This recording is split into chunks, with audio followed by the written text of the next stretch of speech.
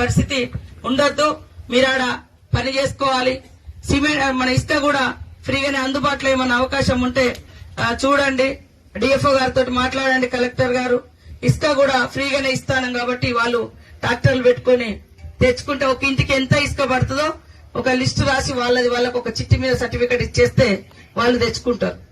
కాబట్టి మీరందరూ కూడా ఇల్లులు కట్టుకోవాలి, సంతోషంగా ఉండాలి, పిల్లలను చదివించుకోవాలి అనే ఉద్దేశంతో ఈ రోజు ప్రభుత్వం మరి పేదల కోసమే సంక్షేమ పథకాలు తీసుకురావడం జరుగుతా ఉంది.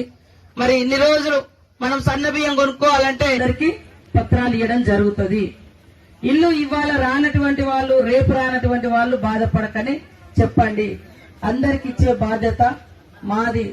ఈ మండలాల మీద కూడా మీ బాధ ఏంది, మీకు ఎట్లా వ్యవస్థ సరిగా వ్యవసాయాలు ఉండవు, పంటలు ఉండవు, ఇబ్బంది ఉంది కాబట్టి అది కూడా మాకు తెలుసు. తప్పకుండా ఎక్కువ ఇల్లులు కూడా పెడతా ఉన్నాం, ఎక్కువ మందికి వచ్చేటట్టుగా. మీరందరూ కూడా సంతోషంగా